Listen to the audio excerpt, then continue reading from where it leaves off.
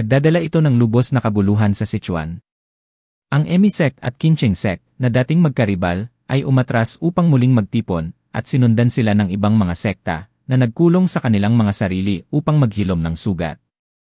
Kahit na wasak ang paligid, wala ni isa ang naglakas loob na habulin si Wol, ang maalamat na tagapag-ani ng kaluluwa na lubusang nagbago ng lahat. Isang maaraw na araw, nakahiga lang si Wol sa kanyang bangkang may layag, ninanamnam ang init ng araw. Biglang lumitaw si Sochu sa dalampasigan at sumigaw sa kanya, ngunit bahagyang inangat lang ni Wol ang ulo niya bago bumalik sa pagpapahinga. Pagkatapos, lumipat ang eksena sa isang lalaking hirap pa ring tanggapin ang katotohanang isang asasin lang ang nagpabagsak sa buong Sichuan Murim. Tumayo siya bigla at nagpa siyang pumunta mismo sa Chengdu. Nang dumating siya kasama ang kaibigan niya, mukhang tuwang-tuwa ang kasama niya sa pagdating nila. Habang lumilipas ang oras, unti-unting may mga pagbabago na namang nagaganap sa Sichuan. Ang araw ay maliwanag na sumisinag sa isang abalang kalye. Sa isang tindahan, isang lalaki ang nag-anunsyo ng kalahating presyo bilang selebrasyon ng muling pagbubukas nito. Habang namimigay ng paninda, ipinagmamalaki ng isang tindero na may pinakamataas silang kalidad at pinakamaraming accessories. Isang estranghero ang naglakad sa kahabaan ng kalsada. Lumapit siya sa pasukan ng isang gusali, nakangiti habang papalapit sa isang babae. Bumati ito at nagtanong kung paano siya matutulungan. Lumapit ang estranghero at sinabing gusto niyang makilala ang may-ari. Nagulat ang babae at ipinaliwanag na mahirap iyon nang walang appointment. Itinaas ng lalaki ang kamay niya sa mukha ng babae at gumawa ng isang kakaibang galaw, ipinakita ang isang inspection badge. Napalunok ang babae at tinanong kung ano yon. Ipinahayag ng lalaki na siya ang pinuno ng inspection squad. Sa puntong ito, ipinakilala ang leader ng inspection detachment ng Hao Clan, si Hong Yu.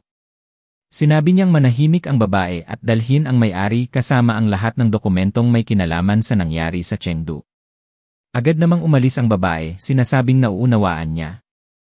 Habang iniisip ni Hong ang isang bangkay, nagtatanong siya sa sarili kung may kaugnayan ba ang pagkamatay ng branch manager sa assassin na nagdala ng gulo sa Sichuan.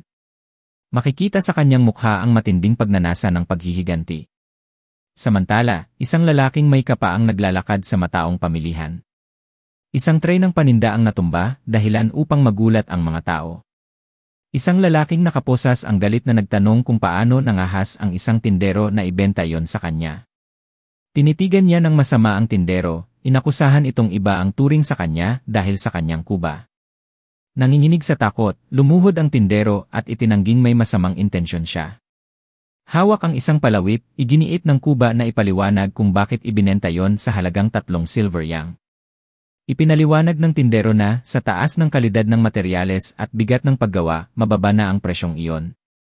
Nagsimulang magtipon ang mga tao upang manood. Iginigit ng kuba na dapat 1 silver yang lang ang presyo. Nagmakaawa ang tindero, sinabing baguhan pa lang siya sa negosyo. Tinawag siyang hangal ng kuba. Isang estranghero ang lumapit, nakangiti habang pinagmamasdan ang eksena. Biglang sumingit ang isang matandang lalaki, nagtanong kung bakit bumalik ang Iron Hunchback at sinabihang tigilan ang panggigipit sa tindero. Nag-alok siya ng bayad kung kinakailangan. Galit na lumingon ang kuba sa kanya, tinanong kung siya si Yuxin at kung bakit naroon ito. Sa puntong ito, ipinakilala ang shadowless practitioner Xin at si Li Soha. Nakangiti si Xin, sinabing naglalakad lang siya kasama ang kanyang pamangkin at nagkataong nakasalubong niya ito. Hawak ang kanyang pamaypay, sinabihan niya si Soha na magbigay galang, binanggit ang kasikatan ng kuba sa Jianghu at Henan. Ipinakilala ni Xin ang Iron Hunchback, si Kyung Wol mula sa Hall of 7 Stars. Yumuko si Soha at magalang na binati siya. Tahimik na nag-isip si Xin at inalok siyang bilhan ng isang alahas kung gusto niya. Padabog na tumalikod si Kyung Wol. Nahuli ng tindero ang alahas at sinabi ni Kyung Wol na kalimutan na ito, hindi siya isang pulubi. Habang lumalayo, sinabi niyang tigilan na ng mga tao ang pagtitig at idineklara niyang tapos na ang palabas. Pinagmamasdan siyang umalis, napansin ni Xin na kung narito na si Kyung Wol, siguradong paparating na rin ang 6 pang miyembro ng 7 Stars. Nakatayo sa gitna ng kalye, inobserbahan niya ang paligid at sinabi niyang tila may kakaibang nagaganap sa lugar na ito. Muli, ang araw ay sumisinag sa asul na tubig, habang ang ating bida ay nakaupo sa dalampasigan. Pinikit niya ang kanyang mga mata, nakatutok sa isang isdang nagtatampisaw sa tubig. Ginamit niya ang kanyang sinulid upang hulihin ito. Ngunit ilang ibon ang lumipad sa ibabaw ng kanyang ulo, kaya inihagis niya ang isda pabalik sa tubig bago tumayo at naglakad papunta sa lungsod. Sa abalang syudad, nakaupo si Wall sa isang mesa. Nakatayo sa tapat niya si Hong, tinanong siya kung siya nga ba si Wall. Habang kumakain, walang pag-aalinlangan itong kinumpirma ni Wall. Namangha si Hong, sinabing mas gwapo pa pala si Wall kaysa sa sinasabi ng mga chismis, at may napakagandang mukha. Malamig na sinabi ni Wall na kung puro kalokohan lang ang pinunta niya, mabuti pang umalis na siya. Humingi ng paumanhin si Hong at ipinaliwanag na sobrang nagulat siya, kaya nakalimutan niyang ipakilala ang sarili. Idinagdag niyang ginugol niya ang napakaraming oras at pagsisikap upang matagpuan si Wall. Ipinakilala niya ang sarili. Tinanong siya ni Wall kung ano ang pangalan niya at nagkomento na hindi niya pa ito naririnig noon. Nagpaliwanag si Hong na hindi na siya nagtataka, dahil iyon ang unang beses na ipinakilala niya ang sarili niya sa labas ng Hao Clan gamit ang tunay niyang pangalan. Tinanong siya ni Wall kung anong mga katanungan ang meron ang Hao Clan para sa kanya. Nabigla si Hong at nagtanong kung talagang hindi alam ni Wall. Ipinaliwanag niya na lilinawin na lang niya kung si Wall ba ang pumatay sa tagapamahala ng Jianghu branch ng Hao Clan. Inamin ni Wall na siya nga kung totoong mula sa Hao Clan ang taong iyon. Napanganga si Hong at tinanong kung bakit niya ito pinatay. Sagot ng ating bida, ang tagapamahala ay nangongolekta at nagbebenta ng impormasyon tungkol sa kanya. Nagimbal si Hong at tinanong kung iyon lang ba ang dahilan, at kung nauunawaan ba ni Wall kung ano ang Hao Clan. Nagtanong siya kung iniisip ni Wall na makakabuhay siya ng mapayapa matapos makialam sa isa sa kanila. Idinagdag niya na kung utusan niya, aatakehin si Wall ng bawat miyembro ng Hao Clan sa Chengdu. Walang pakialam si Wall at binalaan si Hong na mahuhulog ang ulo nito sa lupa bago pa iyon mangyari, kasunod ng ulo ng pinuno ng kanilang angkan. Tumawa si Hong, iniisip kung dapat na ba niyang patayin si Wall sa mismong sandaling iyon. Biglang lumitaw ang ginintuang mga sinulid sa katawan ni Hong. Isang hiwa ang lumitaw sa kanyang mukha sa isang iglap. May seryosong ekspresyon, binalaan siya ni Wall na huwag magpakita ng intensyon na pumatay sa harapan niya. Nagulat si Hong sa sugat sa kanyang mukha. Tumalikod ang ating bida at sinabing tandaan niya ito, kung patuloy nilang haharangin ang kanyang daan, pupugutin niya ang kanilang mga ulo. Makapal na usok ang pumailang lang mula sa mga tsimenya ng mga bahay. Hinuhubog ni Sochu ang isang talim at inilubog ito sa tubig habang umaakyat ang singaw. Pinunasan niya ang pawis sa kanyang noo habang patuloy na nagtatrabaho sa paggawa ng mga sandata. Tinanong ni Wall kung marami bang order. Sagot ni Sochu, dapat sana'y inanunsyo ni Wall ang kanyang pagdating. Kalma lang na sagot ni Wall, ayaw lang niyang maabala si Sochu sa kanyang trabaho. Pinagmasdan niya ang mga talim at napansing napakaganda ng mga ito. Sinabi ni Sochu na dumarami ang kanyang natatanggap na mga order nitong mga nakaraang araw. Pasasalamat niyang sinabi na kung hindi dahil kay Wall, hindi siya makakapagbukas ng pandayan. Sa gulat, tinanong niya kung anong dahilan at napapunta si Wall at kung sira na ba ang kanyang mga Phantom Blades. Sagot ni Wall, gusto niyang personal na maglagay ng order, kailangan niya ng proteksyon para sa kanyang braso. Tinitigan ni Sochu ang kamay ni Wall at naisip kung nagpapahinga ba siya nitong mga araw. Gayunpaman, nangakong gagawa siya ng isang bagay na magaan pero matibay para kay Wall at tatagal ito ng 5 pang araw. Kinagabihan, pumasok si Sochu sa isang silid habang may hawak na parol. Lumingalinga siya, naghahanap ng kapaki-pakinabang na materyales. Sa isip niya, naisip niya si Wall at hindi inaasahan na kakailanganin ito ng vambrace. Binigyang diin niya na kahit sa laban kontra sa malalakas na mandirigma, hindi kailanman gumamit ng armor si Wall. Kaya't nagtanong siya sa sarili kung may paparating na matinding labanan. Sinuri niya ang isang estante at napansin na natagpuan na niya ang mga materyales na kailangan niya. Bumagsak ang tingin niya sa isang madilim na bag na bahagyang gumalaw sa sulok. Hinila niya ito at nagtanong kung sino ang nandoon. Takot na tinakpan ng isang bata ang kanyang mukha. Nanlaki ang mga mata ni Sochu, hindi makapaniwala sa kanyang nakita. Lumipas ang ilang araw at lumapit si Sochu sa silid at nag-iwan ng isang tray ng pagkain sa may pintuan. Sinabi niyang iwan na lang niya ito doon para makakain ang bata anumang oras nito gusto. Sa loob ng kamalig, nakaupo ang bata sa isang sulok na nakabalot ng sako. Tinitigan niya ito, hindi na mabilang kung ilang araw na itong naroroon. Sinabi niya sa bata na hindi niya na kailangang magpaliwanag kung sino ito o kung bakit ito naroon, pero dapat itong kumain para hindi magutom. Habang isinasara niya ang pinto, sinabi niyang aalis muna siya sandali at babalik mamayang gabi na may mas masarap na hapunan. Matapos niyang umalis, dahan-dahang sumilip ang bata mula sa ilalim ng sako at tinitigan ang pagkain. Samantala, nakaupo si Wol sa tabi ng bintana sa kanyang silid nang dumating si Sochu dala ang isang bag. Sinabi niyang dala na niya ang vambrace na in-order ni Wol. Sa loob nito ay mga makinis na vambrace na gawa sa malambot na bakal upang madaling makagalaw. Isinuot ni Wol ang mga ito habang ipinaliwanag ni Sochu na kaya nitong harangin ang karamihan sa mga sandata kung pupunuin ito ng eternal energy. Pinuri ni Wol ang kanyang gawa, ngunit natawa si Sochu nang nahihiya. Inaming pinaghirapan niyang mabuti ang mga yon. Bigla niyang naalala ang isang bagay at iniabot kay Wol ang ilang pilak na sinulid. Ipinaliwanag niyang gawa ito mula sa mga natirang materyales ng vambrace at ipinagmalaki ang kapakinabangan nito.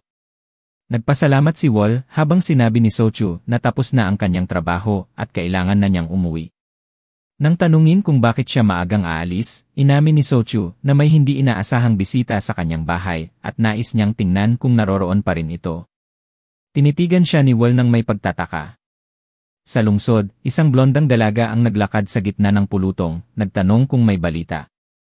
Isang lalaking may kakaibang hitsura ang nagsabi sa kanya na may isang dumating sa Chengdu, ngunit hindi pa rin niya maramdaman ang presensya nito.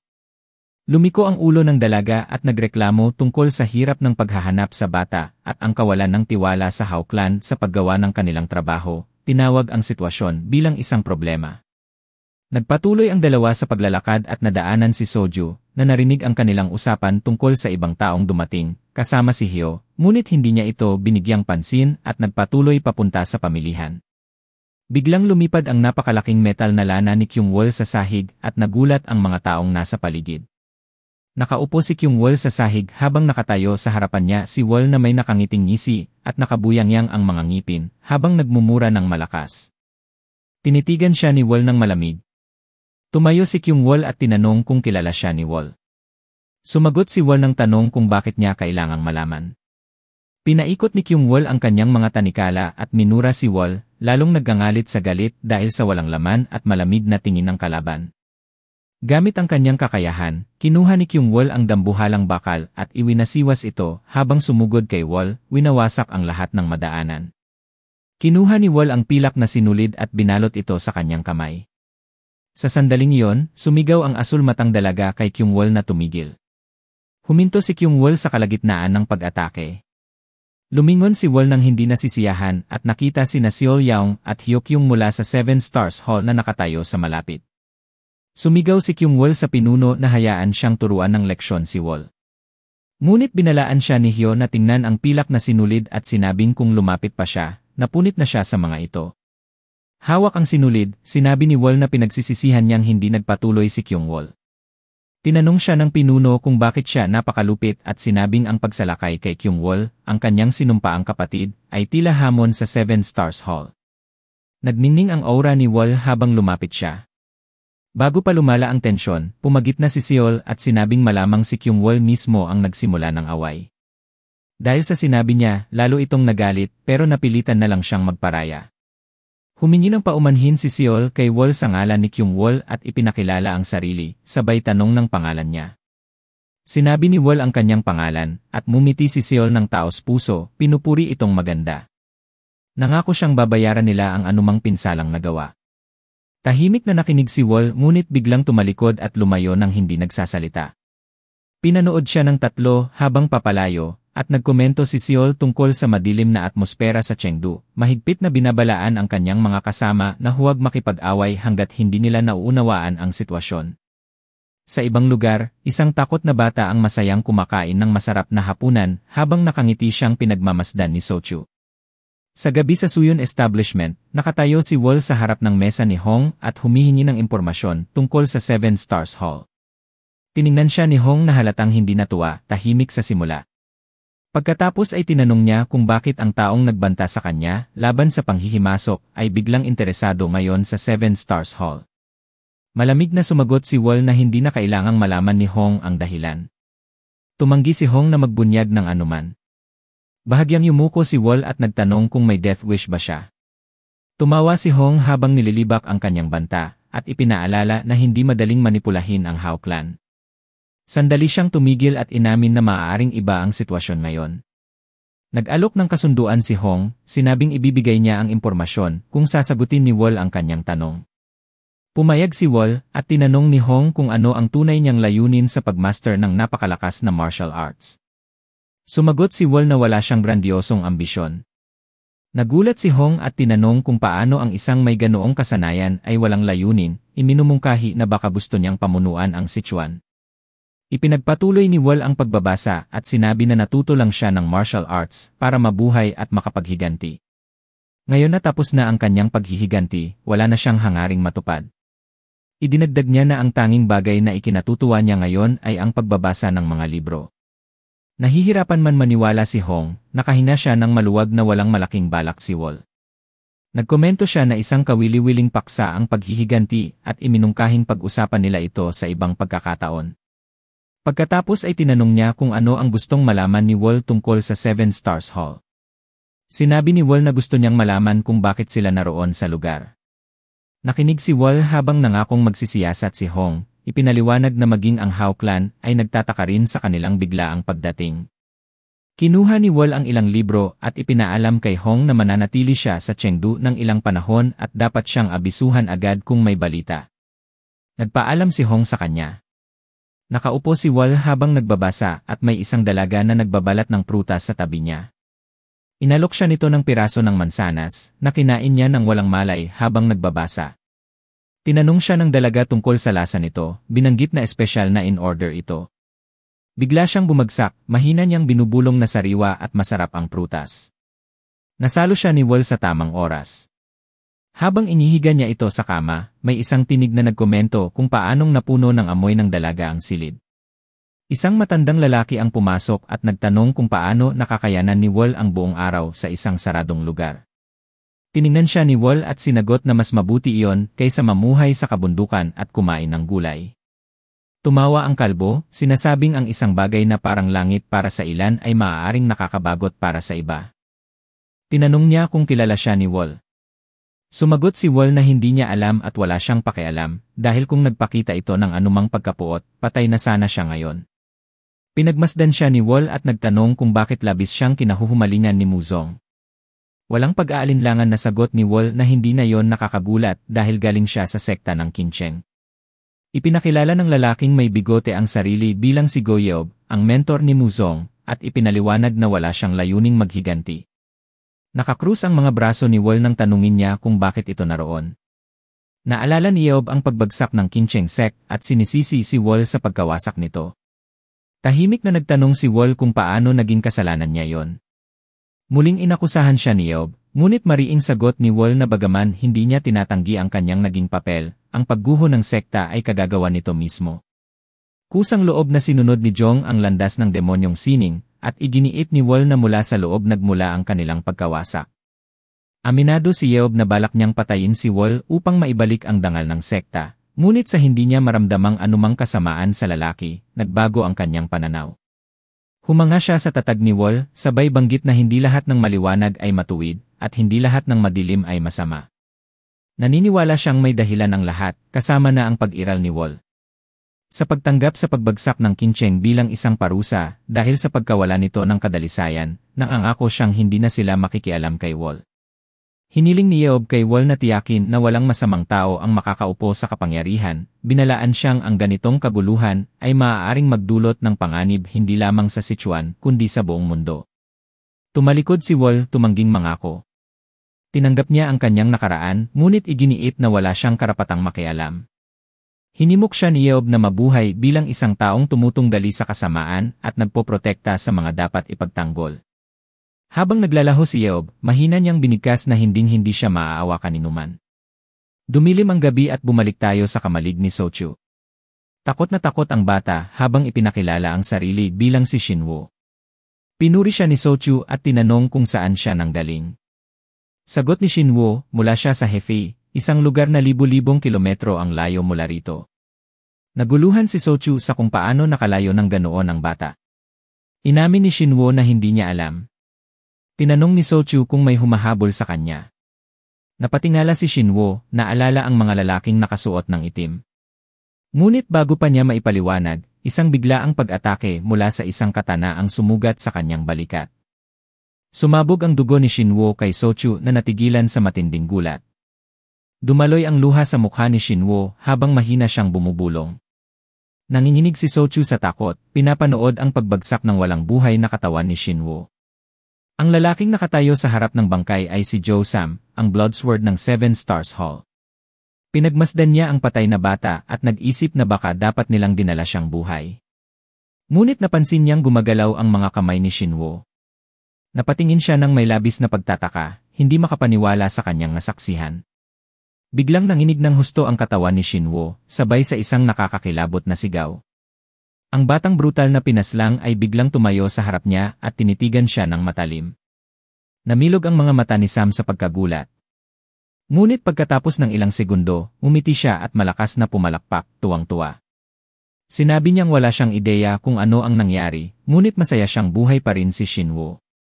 Agad niyang hinawakan ang ulo ng bata, nagbubuni na makukuha niya ang buong gantimpala kung madadala niya itong buhay. At dito na nagtatapos ang ating video.